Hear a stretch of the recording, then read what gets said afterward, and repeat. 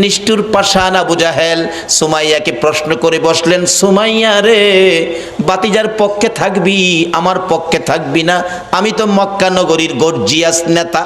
সুমাইয়া ডাকে, ও মা বোনেরা শোনো, তোমাদের মতো একটা মহিলা নবীর পক্ষ ধরে জীবনে কি রোজগার করেছে রে আবু জাহেল? তোমার কথা মানার জন্য আমার আল্লাহ বলে নাই, কিন্তু তোমার বাতিজার কথা মানার জন্য আল্লাহ বলেছে। আপনারা কি আল্লাহর কথা মানতেন না? সুমাইয়া কই, মুখে মুখে কথা বলে দিলাম আবু জাহেল, তোর কথা শুনবো না, আমি আমার নবীজির কথা শুনবো। আবু জাহেল বলেন, এত বড় দুঃসাহস কারো তো নাই এই মক্কা নগরীতে। আবু জাহেল নিষ্ঠুর পাষাণ এক পর্যায়ে রাগ হইয়া সন্ত্রাসী আবু জাহেল সুমাইয়াকে শেষরাইয়া ঘর থেকে বাহির করে মরুভূমির খোলা জায়গায় দাঁড় করাইয়া টাইনা টাইনা পরনের সবগুলো কাপড় খুলে ফেলেছে। যে কাপড়টা খোলা যায় না টাইনা টাইনা ছিঁড়ে ফেলেছে। একবারে উলঙ্গ করে পাগলিনী আমার নবীর আদরের আমার নবীর পাগলিনী সুমাইয়াকে উলঙ্গ করে দাঁড় করাইয়া ডাকতেছে, আবু জাহেল ও সুমাইয়া, বল এবার তোরে কে রক্ষা করবে? সুমাইয়া চোখ দুইটা বন্ধ করে হাতটা এইভাবে বুকের উপর রেখে চোখের পানিগুলো গাল বেয়ে বেয়ে জর্জর করে ছাড়তেছে। আবু জাহেল ডাকে, মক্কার লোকেরা রে, দেখা যা, আমার বাতিজার পক্ষের লোক সুমাইয়াকে উলঙ্গ করেছি। সুমাইয়া কান্দে, মাবুদ, আবু জাহেল মক্কার মানুষ ডাকে আমারে দেখার জন্য, তোমারে একবারও ডাক দেয় না। মাবুদ, আমি সুমাইয়া তোমারে ডাক দিলাম, তোমার বন্ধুর পাগলিনী সুমাইয়ারে দেখা যাও না। আমার আল্লাহ বলেন, সুমাইয়া রে, আমার বন্ধুর ভালোবাসায় বেইজ্জতি হইতেছস, আমি আল্লাহ তোর দাওয়াত কবুল করলাম, আমি তোরে দেখব। আবু জাহেল রাগ হয়ে গেছে, আল্লাহরে ডাকো দেখার জন্য, দাঁড়াও ভালো করে দেখাইতেছি। ঘরের ভিতরে যাইয়া বল্লম নিয়ে বেরিয়ে আসলেন আবু জাহেল। বল্লম নিয়ে এসে আমার নবীর পাগলিনী সুমাইয়া রে তল পেটের নিচে এত জোরে আঘাত করলো, সুমাইয়া চিত হয়ে জমিনে পড়ে গলাকাটা মুরগির মতো লাফায়, জিব্বাটা বাহির করে দিয়ে কান্দে, মাবুদ গো, তোমার বন্ধুর পাগলিনী সুমাইয়ার জীবন যায় গো, দাওয়াত দিলাম দেখা গেলা না। আমার আল্লাহ ডাকে, জিবরাইল রে, আমার বন্ধুর পাগলিনী সুমাইয়ার জীবন যায়, কাঁদতেছে দেখার জন্য, আমি আল্লাহ কেমনে খালি হাতে দেখব রে? আমার জান্নাতুল ফিরদাউসটা উঠাইয়া দে, বন্ধুর পাগলিনী সুমাইয়ারে আমার জান্নাতুল ফিরদাউস দান করে দিলাম। এই নবীর পক্ষ ধরে হযরতে সুমাইয়া মহিলা হইয়া কবরে যাওয়ার সময় জান্নাতুল ফিরদাউস হাতে লইয়া ওই কবরের মধ্যে ঢুকেছে। আপনারা কি জান্নাত নিবেন না জাহান্নাম নিবেন? জান্নাত নেওয়ার রাস্তাই হলো নবী মুহাম্মদুর রাসূলুল্লাহর রাস্তা। শুধু জান্নাত নয়, আজকে যারা নবীর ভালোবাসায় বসে আছেন, আপনারা কি কেউ নবীজিরে দেখছেন? কেউ দেখছেন না? এই নবীর ভালোবাসা দেখেন নাই, বাংলার জমিনে বসে আছেন, এইভাবে আপনাদের মতো ভালোবাসায় নবীরে দেখে নাই হযরতে ওয়াসকরণী। 7 বছর বয়স নবীরে ভালোবাসে। কয় বছর? কিন্তু ওয়াসকরণী পিতাহারা হয়ে গেলেন। মার গলায় ধরে কান্দে, মাগো বাবা নাই, সংসার কেমনে চলবে?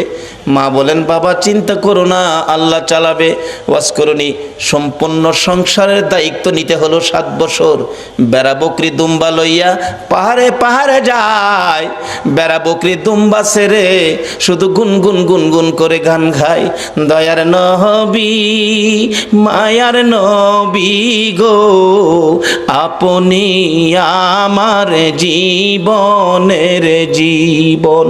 বলুন, দয়ার নবী মায়ার নবী গো, আপনি আমার জীবনের জীবন।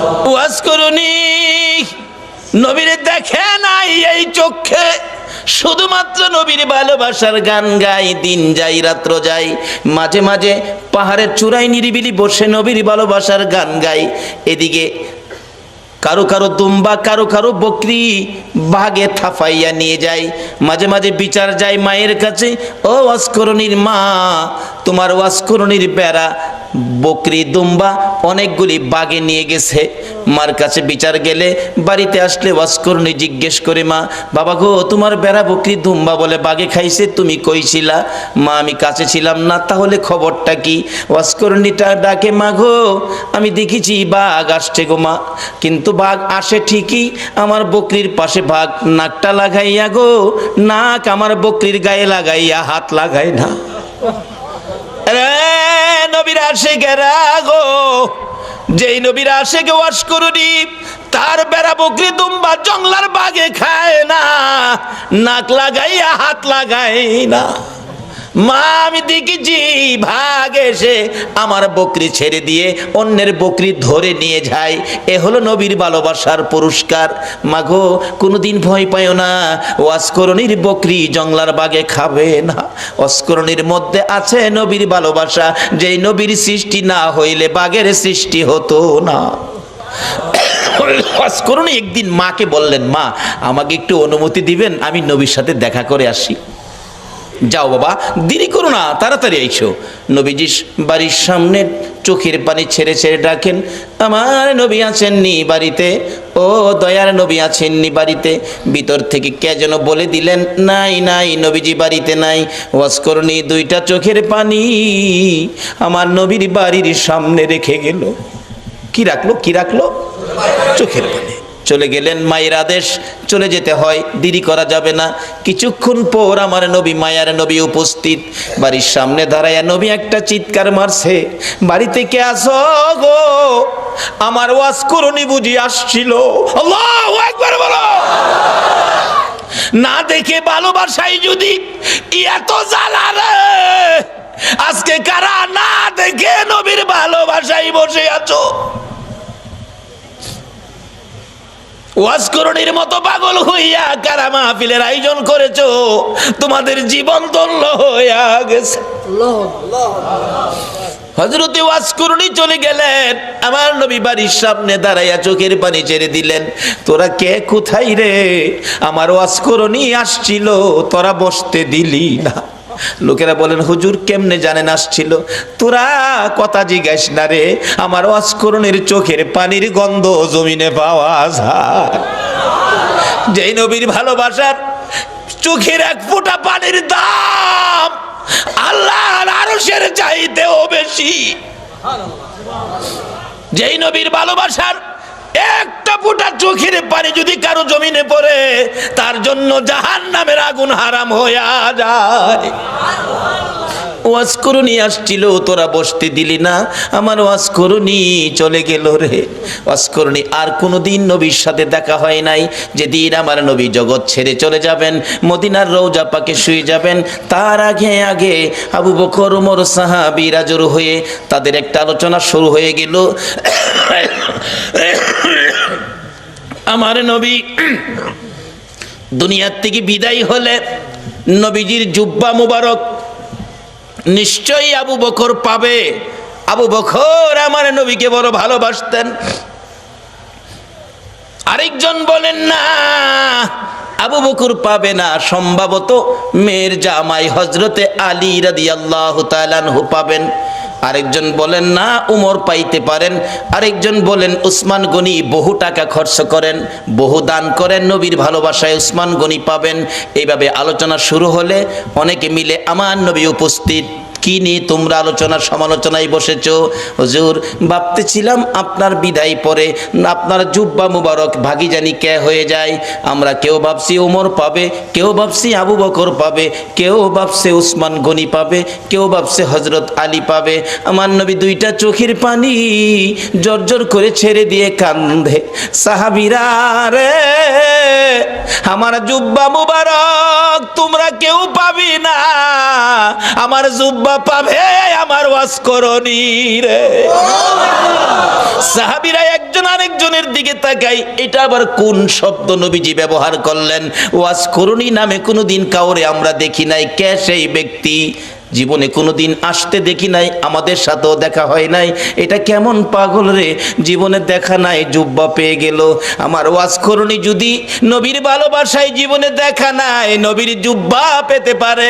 আমার মন বলে আজকে যারা মিলাদুন নবীর আয়োজন করে এই নবীর ভালোবাসায় বসে আছো গো, আপনাদের সঙ্গে আমার নবীর স্বপ্নের দিদার হইয়া যাবে। আল্লাহ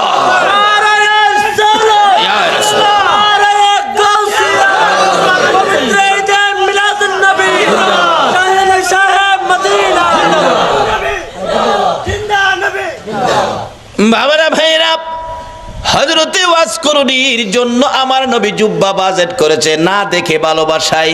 আমরাও তো না দেখে ভালোবাসায় বসে আছি। আজকে কি আমাদের নবী আমাদের জন্য একটা বাজেট কি নবী দিতে পারে না? নবী যে বাজেট করতে পারে এই বিশ্বাস কি আপনাদের আছে? এটা কি মানেন? তাহলে আসেন, অনেক সময় আবার অন্যজনে প্রশ্ন করে বসবে এটার প্রমাণ কি নবী যে বাজেট দিতে পারে। বাস্তবে আসেন, একটা মদিনার ঘটনা। মদিনায় একটা নবীর আশিক ছিল। নবীর আশিকটা নবীজির রওজা পাকের পাশে পইরা থাকে, খায় না। মানুষে কয় তুই খাইতি না, মইরা যাবি তো। কয় খাইতাম না। কেন খাইতি না? যে নবীর বাড়িতে আইছি, নবী যদি খাওয়ায় তাইলে আমি খাবো, না হয় মইরা যাবো, খাইতাম না। রোজার পাশে বইটা রয়েছে। নবীজি স্বপ্ন যুগে একদিন বললেন, এই পাগল, তুই যে পাগলামি করতেছস, আমি খাওয়াইলে খাইবি, এখন কি আমার চুলায় কি রান্না হয়? পাগল কয়, রান্না টান্না বুঝি না, আপনি খাওয়াইবেন খামু, না খাওয়াইলে মরে যাবো। কি করব? নবীজি একদিন স্বপ্ন যুগে এসে 2টা রুটি, নবী পাক স্বপ্নে 2টা রুটি দিয়ে গেলেন। আচ্ছা বলুন, নবীজির স্বপ্ন কি স্বপ্ন না বাস্তব? বিশ্বাস করেন? তাইলে আপনি ইমানদার। যেই নবীর ওই রকম এক একজন ইমানদারের জন্য 10টা পৃথিবীর সমান একটা জান্নাতের বাজেট। নবীজির স্বপ্ন কি স্বপ্ন না বাস্তব? যদি কেউ নবীজিকে স্বপ্নে দেখেন, কোনো সন্দেহ নাই সরাসরি নবীকে দেখছেন।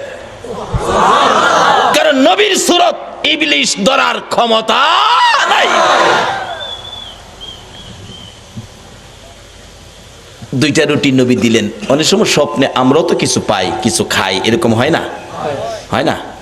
এক বেচারা স্বপ্নে দেখে চিকন চাইলের পোলাও, দেশি চাউল, দেশি মুরগির রান দেওয়ার আগে হাই খাইতাছে, স্বপ্নে খুব খাইতাছে। এবার যে মুরগির রানের তে গুস্ত ছুড়াই তো টান দিছে না, হাত গিয়া বাড়ি অলনি না হ লাগছে। বাড়ি অলনি তো চিল্লানি মারছে, আমারে মাইরা লাইছে রে, মাইরা লাইছে। চিল্লানিতে কিন্তু হ্যার ঘুম ভাঙছে। ঘুম ভাঙছে পরে কই কি হয়েছে, কি হয়েছে? কই তুমি আমার নাক ভাঙ্গে লাইছো। কই দেখ নাক ভাঙলে ভাঙছে, যে একটা খাউন খাইছি। বাড়ি অন্যি কই আমি পাশে এত খাউন খাইলে আমারে কইলা না কি খাইছে একটু দেহি। তাড়াতাড়ি করে বাতি জ্বালাইছে, বাতি জ্বালাইয়া দেহে খাতা ছিঁড়া মুহ দিয়া থুই রাখছে। তা আমরার স্বপ্নের খাউন হইলো খাতা ছিঁড়া। বলুন নবীজির স্বপ্নে দেওয়া কি খাতা ছিঁড়া? আসুন না সেই নবীর পক্ষে যাই। আল্লাহু আকবার বলুন। ওই আশিক বলেন, পাগল বলেন, আমি 2 রুটি পাইয়া স্বপ্নেই খাইতে শুরু করলাম। খাইতে খাইতে 1.5 রুটি খাইলাম। অর্ধেক রুটি হাতে আমার ঘুম ভেঙে গেছে। ঘুম ভাঙ্গার পরেও দেখি আল্লাহর কসম, নবীর দেওয়া স্বপ্নের রুটির 1.5 রুটি খাওয়ার পর অর্ধেক রুটি এখনো আমার হাতের মধ্যে আছে। বলুন এই নবী এখনো উম্মতের কিছু দেওয়ার ক্ষমতা আছে কিনা? তাহলে আসুন সেই নবীর পক্ষে যাই, সেই নবীর দেখানো রাস্তাটার মধ্যে দাঁড়াই, তাহলে পাবো। নবীকে স্বপ্নে দেখলে এটা বাস্তব। একজন আল্লাহর ওলি, নামটা আমার খেয়াল নাই, খেলে আসলে বসবো। উনি স্বপ্নে দেখে নবীজির সামনে বসা, নবীজি এভাবে দাড়ি মোবারকে খাও যাইতেছেন। এমন সময় একখান দাড়ি মোবারক ভাঙ্গা জমিনে পড়ে গেছে। ওই আল্লাহর ওলি কই হাই হাই, নবীজির দাড়ি মোবারক জমিনে। তাড়াতাড়ি করে হাতে ধরে মুঠের মধ্যে নিয়ে আসছেন। ওনার ঘুম ভেঙে গেছে। দেখে ঘুম ভাঙার পরও হাতের মুঠ বন্ধ। মুঠ খুলে দেখে নবীজির দাড়ি মোবারক। ছিল স্বপ্ন, এখন বাস্তব। হাই হাই নবীজির দাড়ি মুবারক কই রাখবো, কোথায় রাখবো, জায়গা ভালো জায়গা কই আছে, এখন না পায়া মাথার টুপির মধ্যে দিয়া সিলাই করে মাথায় রাখে। ওই আল্লাহর ওলি বলেন নবীজির দাড়ি মুবারক আমার মাথায় থাকার কারণে দিনের বেলা রৌদ্রের মধ্যে রাস্তায় বাহির হলে মেঘের টুকরা এসে আমার মাথার উপর ছায়া দিত। আজকে সে নবীর পক্ষে যতদিন মুসলমান না যাবে ততদিন পর্যন্ত বিপদ থেকে বাঁচতে পারবে না। বিপদ থেকে বাঁচার একটাই পথ, সেই পথটা হলো নবী মুহাম্মদুর রাসূলুল্লাহর পথ। যে নবী স্বপ্নে দিলে এখনো দিতে পারে, আচ্ছা সে নবীর পক্ষে আমরা যারা বসে আছি নবীজি কি আমাদের কিছু দিতে পারে না? তাই বলতেছিলাম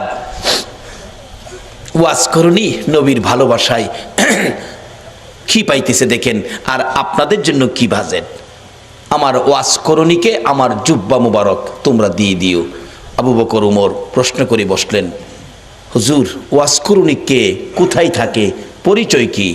আমার নবী চোখের পানি ছেড়ে দিলেন, ও আমার সাহাবীরা শোনো, ওয়াজ করুনি পরিচয় হলো নাম জিগাইলে নাম বলবে না, ঠিকানা জিগাইলে ঠিকানা বলবে না, কিন্তু বুঝবে কেমনে?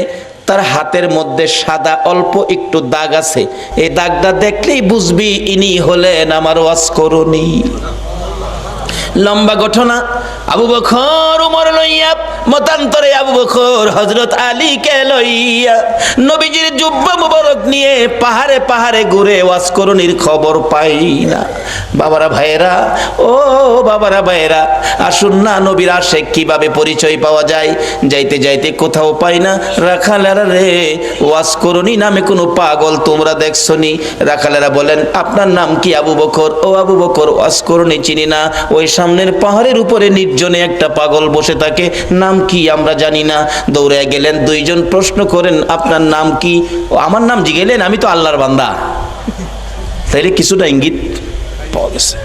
আরে আপনার নাম কি? আরে বাবা নামটা কি দরকার, আমি আল্লাহর বান্দা, আমি কি মিথ্যা বলছি? কয় না, নামটা বলেন। আমি আখিরি নবীর উম্মত। এমনি ওমর থাফা দিয়ে ডাইনে হাতে ধরছে, যে ডাইনে হাতে ধরেছে ওয়াজ করুনি চোখের পানি ছেড়ে দিয়ে চিৎকার মারছে, ওমর, আবু বকর রে, নিশ্চয়ই তোমরাই আমার আখিরি নবীর খবর নিয়ে আইছো। আমার আখিরি নবী ছাড়া আমার এই গোপন খবর কেউ জানে না। আমার নবীর খবর কি? আমার নবী বুঝি দুনিয়ায় নাই রে।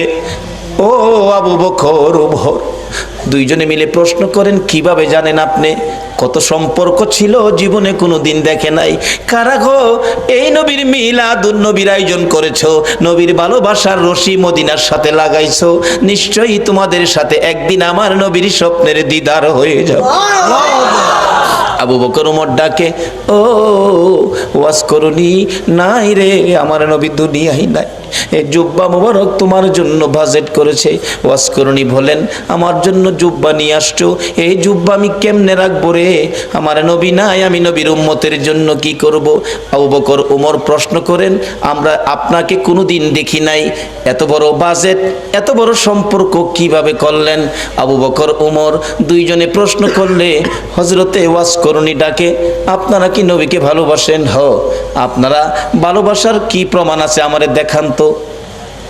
কথা কয় না, কি প্রমাণ আছে? নবীজির উহুদের জমিনে দুইটা দান দান মোবারক ভেঙেছে, আপনারা কি জানেন? হ জানি। দেখি আপনারা হা করেন। হা করলে, ও আবু বকর উমর রে, নবীর দান দান নাই, তোমাদের মুখে দান দেখা যায় রে, কেমন ভালোবাসো।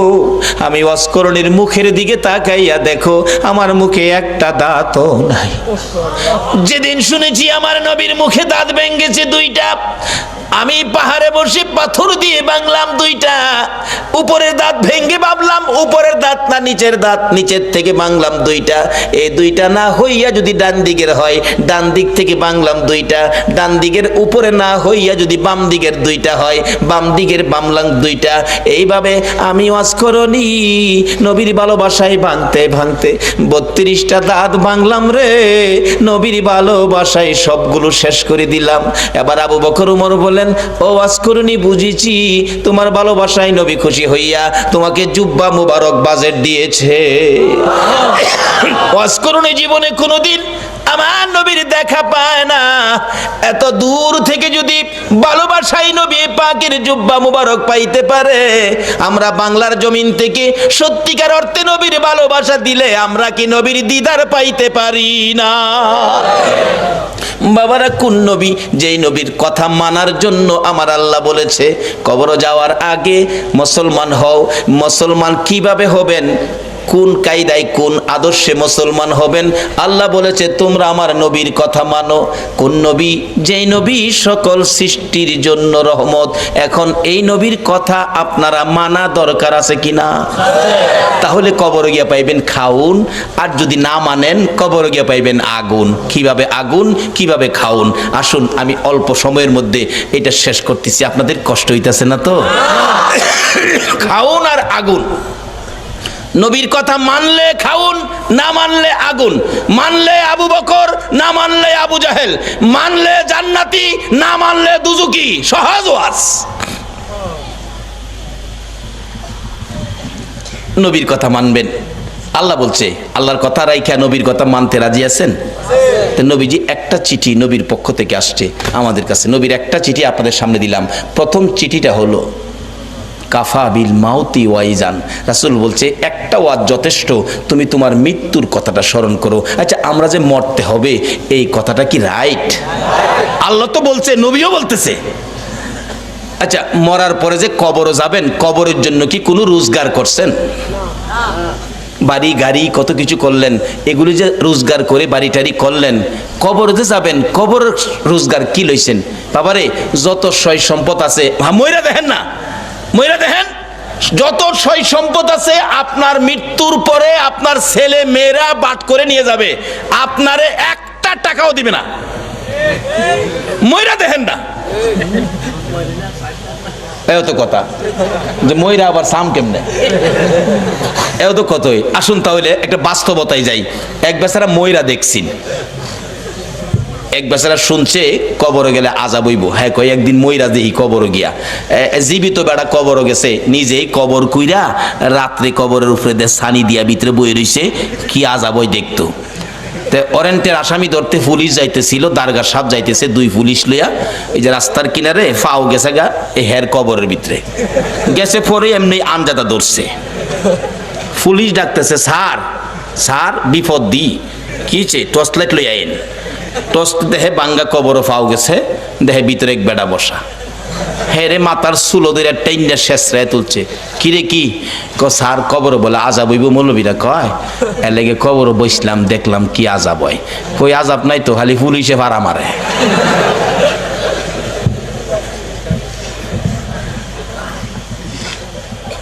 পরে আঞ্জাদা ধরলাম, পরে দেখলাম যে চুলো ধরে টাইন্ডা তুললেন, এই তো, আর আযাব কই? পুলিশ দু তিন বাড়ি ফুটকির মধ্যে দিছে। ফাতলামি করতে আর জায়গা ফাস্তা যা বাড়ি। সকালবেলা মানুষ দেখছি মৌলবীরা যে কই কবর আযাব দেখতেইছি, ফইলা এক পুলিশে ভাড়া মারে। পরে আরেকটাই চুলো দিয়ে ঠাইনা তুলে, আরেকটাই দুইটা ফুটকিত বাড়ি দেয়। এরপরে যা বাড়ি এহেন হইয়া আছে। আচ্ছা, আসলে কি কবর আযাব এটা? এই বেটা মরার আগে মইরা দেখছি। ও যুবক, কবরের আযাব পাকিস্তানের ঘটনা। 91 সনে মাসিক পত্রিকার খবর। একটা যুবক মৃত্যু হলে পীর দুহা কবরস্থানে তাকে দাফন করার জন্য কবর কুড়ে লাশ নিয়ে গেছে, যা দেখে কবরটা বন্ধ হয়ে গেছে। অর্থাৎ কবরে বুঝাইতেছে তোর মতো পাপীকে আমি রাখবো না। 91 সনের মাসিক পত্রিকার।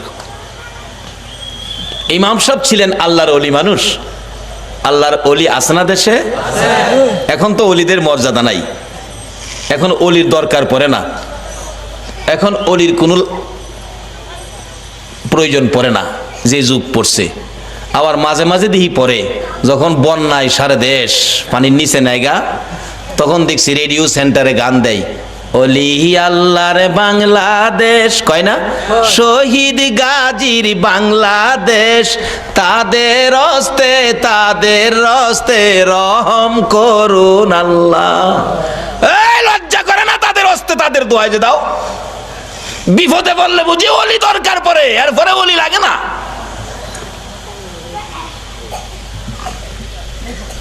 মুসলমানদের তিনটা শক্তি, একটা হলো তাওহীদ, আর একটা হলো রিসালাত, আর একটা হলো বেলায়াত। বেলায়েতের শক্তির হাতগুলি কত পাওয়ার, এই হাতগুলি কেন বন্ধ করা হলো? এই জন্যই বাংলার মুসলমান বিপদে পড়লো।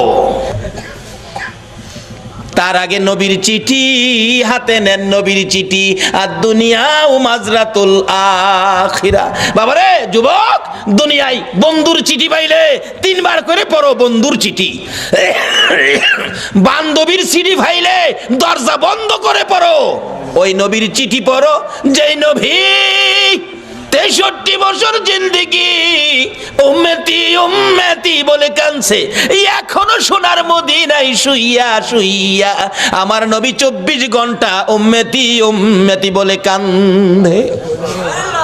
বলুন, এই নবীর পক্ষে থাকা আমাদের দরকার আছে কিনা? বাবারা ভাইয়েরা, এই নবীর চিঠির মর্যাদা যদি দিতে পারেন, ভাগ্য ভালো হয়ে যাবে। চিঠির মর্যাদা দিয়েছেন ওমরের জীবনী খুলুন, হযরত ওমর।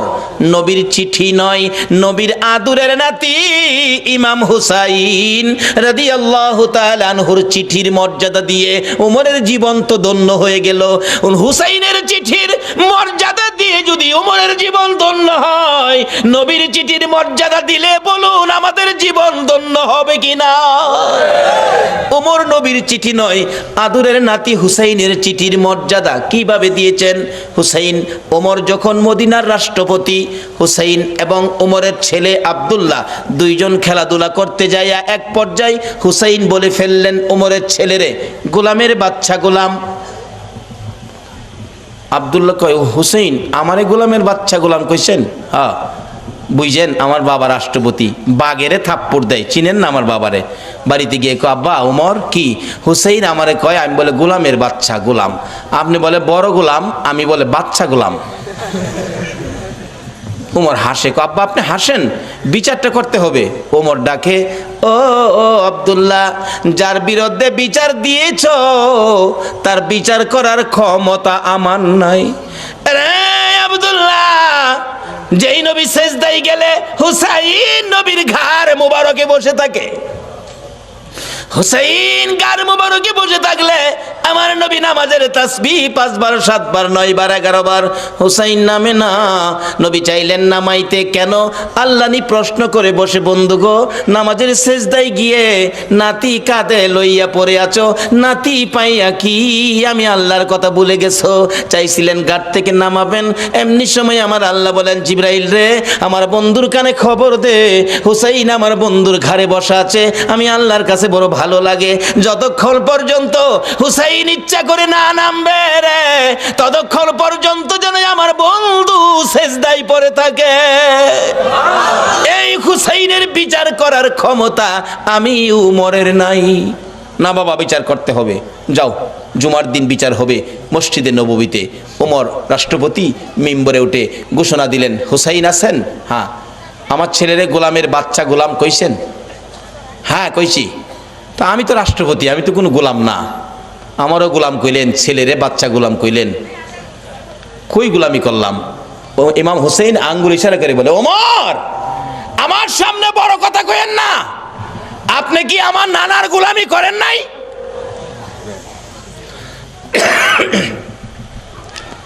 ওমর দুইটা চোখের পানি গাল বেয়ে বেয়ে জর্জর করে ছেড়ে দিলেন। মসজিদে নববীর মুসল্লিরা রে, তোমরা কি শুনেছো হুসাইন আমাকে কি বলছে? শুনেছি। আমি বলে নবীর গোলামি করেছি। হ্যাঁ। হুসাইন পারবেননি এই কথাটা কাগজে লিখে দিতে? পারবো, আমি দেখছি যেটা পারবো না। আমার নানার গোলামি করেছে ওমর, তাই উমরের ছেলেরে গোলামের বাচ্চা গোলাম গালি দিলাম।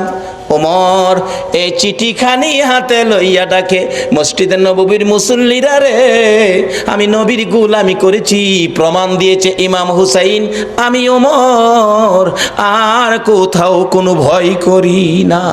ওমর বলেন, হুসাইন বলেছে আমি নবীর গোলামি করেছি আর আমি ভয় পাই না, নবীর গোলাম হইয়া কবরে যাব। ও মুসল্লিরা, আমি ওমর যদি মৃত্যুবরণ করি, হুসাইনের চিঠির মর্যাদা দিলেন ওমর, আমি ওমর যদি মৃত্যুবরণ করি, আমার কাফনের ভিতরে ঢুকাইবার আগে হুসাইনের লেখা চিঠি রে, নবীর গোলামি করেছি, আমার হাতের মধ্যে দিয়ে, আমার হাতটা কাফনের মধ্যে দিয়ে দিও।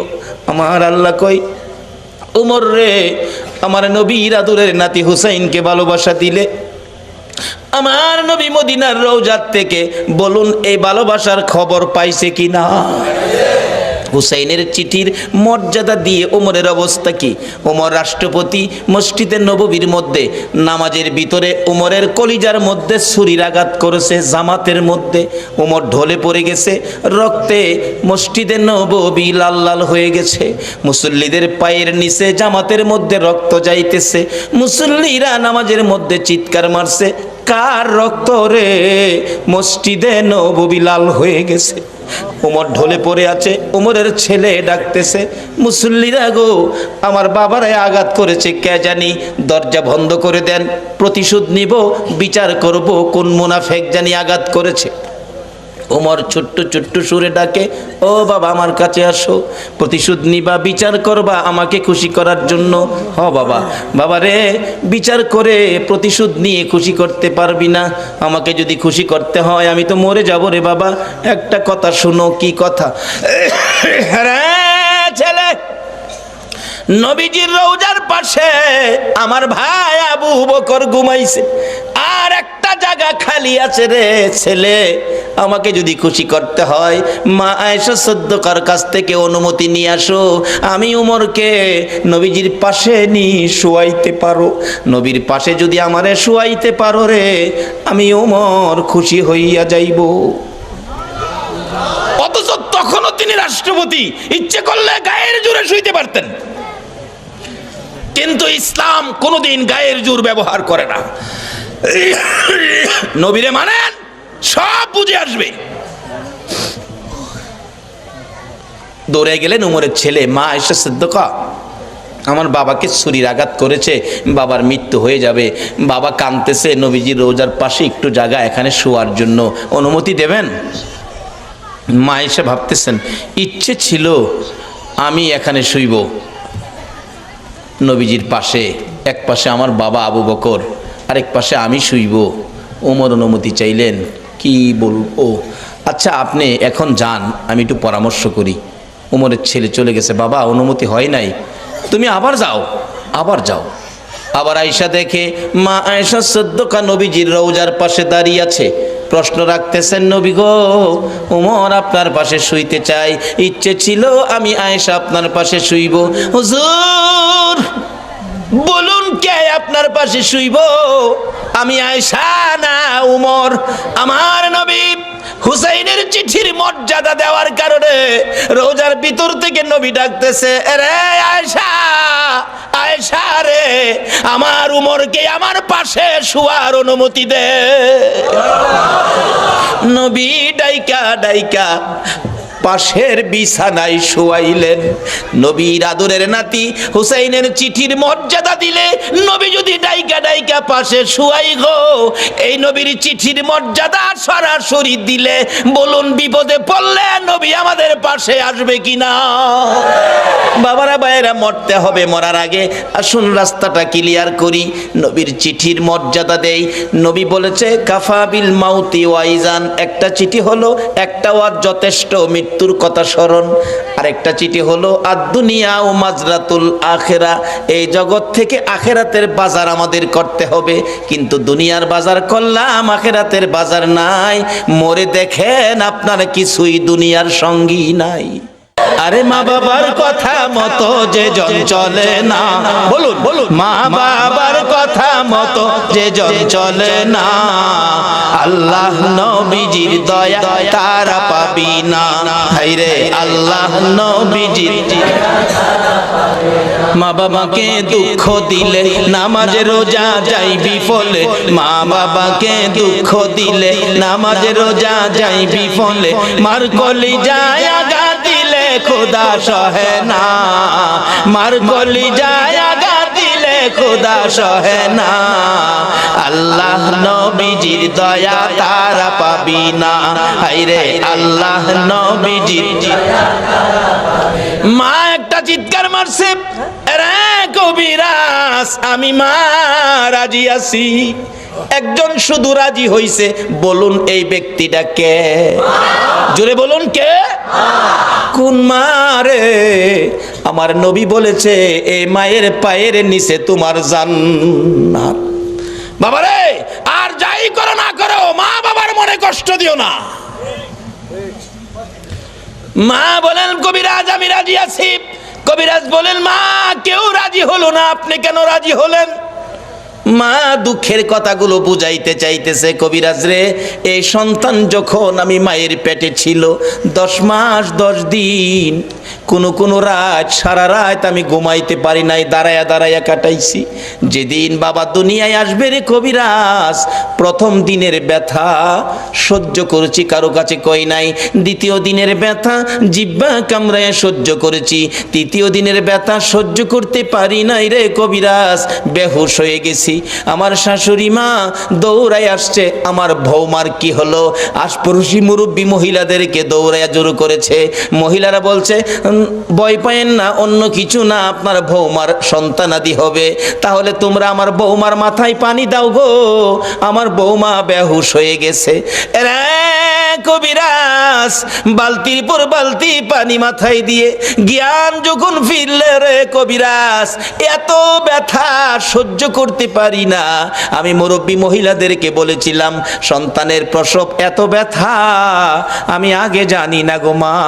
ও মুরব্বী মা মহিলারা আমার একটা দাও দাও, নিজের গলা নিজে কাইটা মৃত্যুবরণ করি, সহ্য করতে পারি না।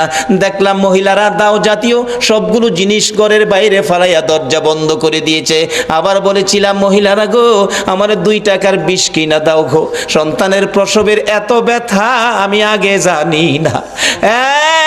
কবিরাজ মহিলার আমার মাথায় হাত বুলাইয়া বুলাইয়া বলছে মা পাগলামি করিস না, সন্তানের প্রসব এই ব্যথার কষ্ট আমরাও করেছি, সন্তানের মা হইলে এই কষ্ট করতে হবে রে মা। আল্লাহরে ডাকো, আল্লাহ আল্লাহ করো। এক একটা ডাক মারতাম রে কবিরাজ, ব্যথায়ও সহ্য হইয়া আল্লাহ গো কইয়া। এই ডাকগুলি যখন শুনে আমার আল্লাহ আরশে বসে বাজেট দিয়ে দিলেন। ফেরেশতারা রে যেই মা প্রসব ব্যথার যন্ত্রণায় আমারে আল্লাহ গো কইয়া ডাক মারে রে, এক একটা ডাকের বিনিময় এক একটা কবুল হজের নেকি আমি আল্লাহ দান করে দিলাম। মার কষ্টের বিনিময় আমার আল্লাহ দেয়, আমরা সন্তানেরা দেই না। বাবারে ভালোবাসতে পারেন নবীকে, মসজিদ বানাইতে পারেন, মাদ্রাসা বানাইতে পারেন, নামাজ পড়তে পারেন, রোজা করতে পারেন, হজ করতে পারেন, যাকাত দিতে পারেন, মুফতি মুহাদ্দিস মুফাসসির হইতে পারেন, মক্কা মদিনার ইমাম সাহেব যদি হয়ে যাও, এই মা বাবারে যদি কষ্ট দাও গো আমার নবীর সুপারিশ নসিব হবে না। নবীর ভালোবাসার সাথে এই সম্পদগুলো পরিষ্কার রাখুন, মা বাবার সাথে সম্পর্ক ভালো রাখুন। আসলে মা আপন, নবীজি বলে গেছে মার পায়ের নিচে জান্নাত, যার পায়ের নিচে জান্নাত এর চেয়ে দামি মানুষ পৃথিবীতে আর নাই। এই মার দাম নাই, এই মার ইজ্জত নাই, এই মার কদর নাই, এই মার সম্মান নাই। তাহলে রোজগার কি করেছেন? নবীর চিঠি বাড়িতে নেন। নবী বলেছে আর দুনিয়া ও মাজরাতুল আখেরা, দুনিয়াটা আখেরাতের বাজার। বাবারে কবর সামনে, কার জানি কবে ডাক আসে। একটা কবরে রোজগার করে যাবেন, কবর গেলে পাইবেন খাউন, আর একটা কবরে যাবেন পাইবেন আগুন। 2টা পক্ষ, আগুনের পক্ষ আর খাউনের পক্ষ। এটাই হবে আমার শেষ কথা। আগুনের পক্ষ একজন নবীজির সাহাবীর জীবনী, বদর প্রান্তরের উপর দিয়ে যাচ্ছিল, দেখে একটা বিশাল ব্যক্তি, সারা শরীরে আগুন দাউ দাউ করে জ্বলতেছে, হাতের মধ্যে আগুনের বেরি, গলার মধ্যে আগুনের জিঞ্জিল, পায়ের মধ্যে আগুনের জিঞ্জিল, দুইজনে ধরে রাখছে, আগুনের লাঠি দিয়া মারতেছে বদর প্রান্তরে। ওই লোকটাকে দেখে ডাকতেছে, ভাই আমার এক গ্লাস পানি দাও, আগুনে পুড়ে আমার সব ছাই ছাই হয়ে গেছে। ওই দুইজন লোক বলতেছে, চলে যাও, পানি দিও না। নবীজির সামনে হাজির, ইয়া রাসূলুল্লাহ, বদর প্রান্তরের উপর দিয়ে আসতেছিলাম, এই ঘটনা দেখলাম, ব্যাপারটা কি, ঘটনাটা কি? নবীজি বলেন, শোনো, যারে দেখছো কবর থেকে আগুনের ধাও ধাও করে পুড়তেছে, যারে দেখছো এই লোকটাই হলো আবু জাহেল। আগুনের জিঞ্জিল বাঁধা যারা ধরে রাখছে তারা হলো ফেরেশতা, আগুনের ডান্ডা দিয়ে মারতেছে, তারা শাস্তি দিতেছে। এইভাবে শাস্তি চিরকাল তার হবে কবরের মধ্যে। এই আগুন দাউ দাউ করে জ্বলবে। আমার কাছে পানি চাইছিল, পানি দিতে নিষেধ করলো, তার কপালে পানি নাই, পানি কোনোদিন সে পাবে না। নবীর পক্ষ নেয় না বিদায়, আবু জাহেলের কবরে আগুন। আর আপনারা যারা নবীর পক্ষ নিলেন, নবীর পক্ষে কবর গেলে কি এটাই হবে শেষ কথা? আমার নবীর একজন আদুরের ভালোবাসার সাহাবী ছিলেন, মদিনার ঘটনা। যেই সাহাবীটার নাম কিতাবে আসছে আসওয়াদ, আরবি হলো আসওয়াদ, বাংলা হলো কালো, কালামিয়া। নবীজি একদিন ডাকে, আসওয়াদ বিয়ে করছো? জি না হুজুর। বিয়ে করবি? হুজুর বিয়ে করুম, যে আমি তো কালো, কেউ পছন্দ করে না। নবী বলেন, আমি তোমার বিয়ের ব্যবস্থা করব। আচ্ছা, নবীর পক্ষে গেলে বলুন, নবী বিয়ের ব্যবস্থা করবে না? আমি ব্যবস্থা করব। হুজুর আপনি করবেন? আচ্ছা ঠিক আছে। নবীজি একটা চিঠি লিখছে, আসওয়াদ এই নাও, এই চিঠিটা মদিনার বড় বাড়িটা আছে না, বড় বাড়ির মালিকের হাতে দিও। বড় বাড়ির মালিক যায় দেখে বাড়ির সামনে বসা, আসসালামু আলাইকুম চাচা। ওয়ালাইকুম সালাম ভাতিজা। নবীজি চিঠি পাঠাইছে। আরে বলো কি, বসাতে দাঁড়ায় গেছে। নবীর চিঠি খুলে দেখে লেখা, তোমার সুন্দরী মেয়েটাকে আমার কালো সাহাবীর কাছে বিয়ে দিয়ে দাও, ইতি রাহমাতাল লিল আলামিন। চুমা খাইয়া বুকে লাগাইছে, হাই হাই কি ভাগ্য, নবী চিঠি পাঠাইছে, আমার সুন্দরী মেয়েটাকে কালো সাহাবীর কাছে বিয়ে দিতাম। কিতাব লেখে মেয়েটা এত সুন্দরী ছিল, মদিনার মধ্যে এর চেয়ে সুন্দর কোনো মেয়ে ছিল না। এই জন্য মদিনার মানুষ তারে মদিনার হুর কইয়া ডাকতো। কিতাবে আসছে হুরে মদিনা। এই নবীর পক্ষ ধরুন, কে বসে আছো নবীর পক্ষে, কার সেই নসিব? চিন্তা করতেছে, সাহাবীটা লিখলো কালো, মেয়েটা সুন্দর, কালো। নবীজি লিখছে মানতে হবে। ছেলেটা যে কালো, কেমন কালো জানি, চায়া দেখতেছে ভালো করে, চায়া দেখে, আরে বাবা রে, একবারে জাহাজ মার্কা। আসলে এমন কালোই ছিল। এখনো মদিনায় কালো বংশের লোক আছে, গেলে দেখতে পারবেন। আসওয়াদ জি, কালো, আমি একটু মেয়ের সাথে পরামর্শ করলে ভালো হয়, নবীজি পাঠাইছে। বাবা তুমি এখন যাও, তোমার আমি পরে জানাবো, মানে মেয়ের সাথে পরামর্শ করব। যুবক যাইতেছে, আসওয়াদ মনটা কষ্ট, মাথা চুলকায়, হুজুর কইছিলাম না, ওই তো না, মানে পছন্দ করে না। আল্লাহ কো, আসওয়াদ রে, আরে যেই নবী আঙ্গুল ইশারা করলে আকাশের চাঁদ দুই টুকরা হয়, আর এই নবীর লেখা চিঠি বিফল যাইতে পারে না। আজকে যারা নবীর পক্ষে বসে আছেন, আপনাদের এই কষ্ট বিফল যাইতে পারে না। আমি আবদার করব, এই কষ্টের বিনিময় আল্লাহ যেন নবীর স্বপ্নের দিদার নসিব করে দেয়। মনটা কষ্ট। আল্লাহ কয় না, হবে না, ব্যবস্থা করতেছি। মহিলার মধ্যে আল্লাহ পাক রহম দিলেন, মহিলা দৌড়ায় এসে সুন্দরী মেয়ে। বাবা যুবক আসছিল কালো, খুশি, মনটা কষ্ট যাইতেছে, ব্যাপার কি? মা এই যে নবী চিঠি পাঠাইছে, তোমার বিয়ের প্রস্তাব, কালো ছেলে, ভাবলাম তুমি রাজি হও কিনা, এই জন্য বিদায় দিলাম। মেয়েটার চিঠিটা হাতে নিয়ে চুমা খাইয়া বুকে লাগাইয়া ডাকে, বাবা এত নিষ্ঠুর কেমনে হইলা গো? যেই নবীর কথা মানার জন্য আমার আল্লাহ বলেছে, এই নবীর কথা আমার বিয়ের প্রস্তাব। বাবা আমি কালো আর সুন্দর বুঝি না, আমি নবীর কথা মানি রে। ও সোনার বাংলার ভাইয়েরা, মা বোনেরা, যেই ইয়াসরিব নামের পাথর আর বালুর দেশ, এই নবীর কথা মাইনা নবীর ভালোবাসা দিয়ে যাইয়া দেখো সোনার মদিনা হইয়া গেছে। আজকে সোনার বাংলা নাম দিয়ে নবীর ভালোবাসা দিতে পারলাম না বিদায় সোনার মানুষ হইতে পারলাম না। মদিনার মহিলারা পর্যন্ত আমার নবীরে কত ভালোবাসে। নবী জীবনী, নবী যুদ্ধে রওনা হলেন, একজন মহিলা 6 মাসের একটা বাচ্চা ছেলে কোলে লইয়া রাস্তায় দাঁড়াইয়া দাঁড়াইয়া কান্দে। আমার নবী বলেন, মহিলা রে, বাচ্চা কোলে লইয়া কান্দো, ব্যাপার কি হুজুর? মহিলারা যুদ্ধে যাওয়া নিষেধ হয়ে গেছে, আমার আর কেউ নাই গো, আপনার পক্ষে কারে আমি যুদ্ধে দিব? ও মা বোনেরা, তোমার কোন সন্তান এই মাহফিল কমিটির সদস্য গো? তোমার ভাগ্য ভালো, ওই মদিনার মহিলা নবীর পক্ষে দেওয়ার জন্য কুলের সন্তান লইয়া দাঁড়াইয়া রইছে। আজকে কোন মায়ের সন্তান এই মিলাদুন নবীর কমিটির সদস্য হয়েছে? মাগো, তোমার জীবন ধন্য। হুজুর, আমার এই ছেলেটাকে যুদ্ধের ময়দানে নিয়ে যান, আমার আর কেউ নাই, কাকে আপনার পক্ষে দিব? নবীজি হাসে, এ কি বললা তুমি? 6 মাসের শিশু, সে কি যুদ্ধ করতে পারবে, তীর মারতে পারবে? এবার ডাকতেছে মহিলাটা, হুজুর জানি সে পারবে না, কিন্তু আমার মনে বড় দুঃখ, না জানি নবীর গায়ে কেউ আঘাত করে গো নবী, আমার ছেলেটারে নিয়ে যান, তীর যদি মারতে নাও পারে, আমার মন বলে কাফের বেঈমানেরা যদি আপনার দিকে লক্ষ্য করে তীর মারে গো নবী, এই তীরগুলো আপনার গায়ে লাগার আগে আগে আমার ছেলেটারে তীরের সামনে তুলে ধরে রাখবে। তীর খাইয়া আমার 6 মাসের ছেলে দুনিয়ার থেকে বিদায় হয়ে যাবে, আমি মায়ের কোনো দুঃখ থাকবে না, কিন্তু রাসূলের গায়ে যেন আঘাত না লাগে। মদিনার মহিলারা পর্যন্ত এইভাবে আমার নবীরে ভালোবাসতেন। আজকে ইয়াসরিব নামের পাথরের দেশ সোনার মদিনা হয়ে গেছে। এবার মেয়েটা ডাকতেছে, বাবা গো, আমি সুন্দর আর কালো বুঝি না, নবী চিঠি পাঠাইছে, নবীর কথা মানতে যাইয়া সুন্দরী মেয়ে কালোর কাছে বিয়ে বসতে রাজি হয়ে গেলাম।